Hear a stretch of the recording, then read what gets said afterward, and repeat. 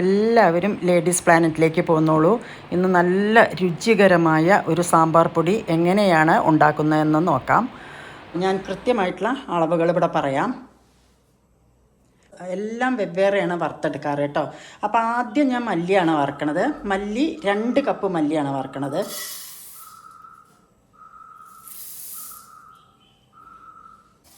കുറച്ചധികം എപ്പോഴും ഉണ്ടാക്കി വെക്കാറുണ്ട്. അപ്പോൾ സാമ്പാർ ഉണ്ടാക്കാൻ ഈസിയാണല്ലോ. നല്ല സ്മെല്ല് വരുന്നുണ്ട് കേട്ടോ. അപ്പം ഇത് ഓഫ് ചെയ്തിടാം.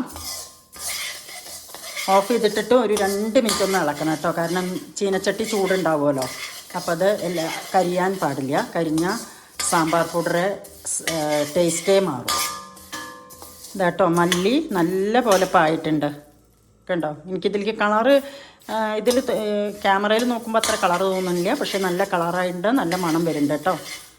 ഇനി ഞാൻ മുളക് 20 സാധാരണ മുളകും 20 കാശ്മീരി മുളകും എടുത്തിട്ടുണ്ട് കേട്ടോ. കാശ്മീരി മുളക് എടുത്തത് എന്തിനാണെന്ന് വെച്ചാൽ നല്ല കളറ് കിട്ടാൻ വേണ്ടിയിട്ടാണ് സാമ്പാറിന്.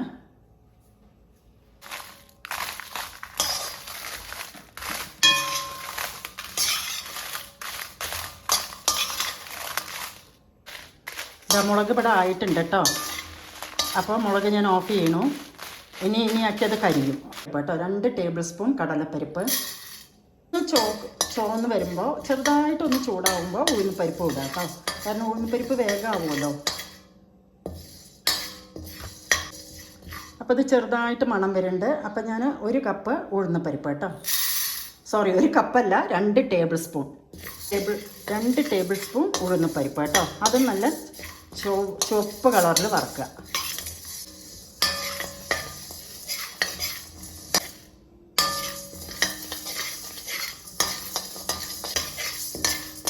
ഇതിപ്പോൾ ഒരുമാതിരി ചുവന്നുണ്ട് കേട്ടോ. അപ്പം ഞാൻ ഇത് ഓഫ് ചെയ്യാണ്. കാരണം ഇനി ഈ ചീനച്ചട്ടിയിൽ ഇരുന്നിട്ട് നല്ലോണം ചൂടായി നല്ലോണം ചുമക്കും. അപ്പോൾ കായം 1.5 ടേബിൾ സ്പൂൺ എടുത്തിട്ടുണ്ട്. കട്ടക്കായാണ് സാധാരണ ഞാൻ ചെയ്യുമ്പോൾ എടുക്കാറ്. പക്ഷേ എൻ്റെ കയ്യിൽ ഇല്ല, കഴിഞ്ഞിരിക്കുന്നു.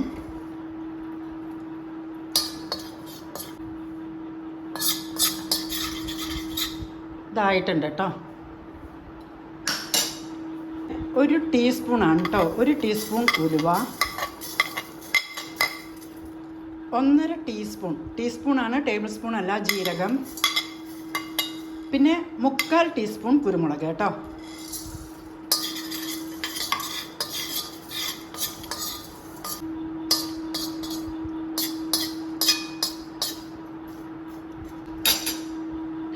അപ്പോൾ അത് പാകത്തിനായിട്ടുണ്ട്.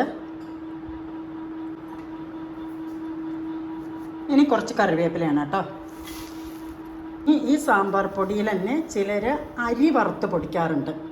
മട്ടരി ഇപ്പോൾ ഒരു 1.5 ടേബിൾ സ്പൂൺ എടുത്തിട്ട് നല്ല പൊരിച്ച് വറുത്തിട്ട് ചുവപ്പ് കളറാവും. എന്നിട്ട് അത് ഞാൻ ചെയ്യുന്നില്ല. അത് വേണമെങ്കിൽ നിങ്ങൾക്ക് ചെയ്യാം കേട്ടോ.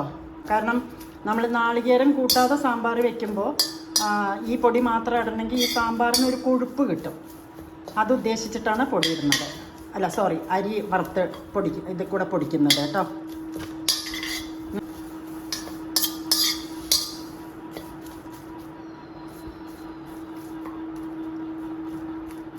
കറിവേപ്പില ആയിട്ടുണ്ട്. ഇനിയിപ്പോൾ ഇതിൻ്റെ ചൂടിൽ ഒന്നുകൂടി ആവും. അതുകൊണ്ട് ഞാൻ ഓഫ് ചെയ്തിടണം കേട്ടോ.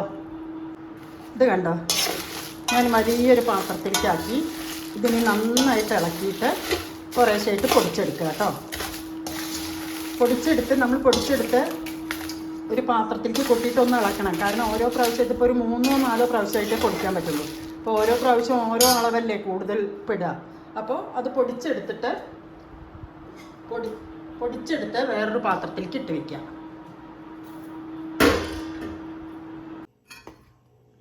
അപ്പോൾ നമ്മുടെ സാമ്പാർ പൊടി ഇവിടെ റെഡിയായിട്ടുണ്ട് കേട്ടോ.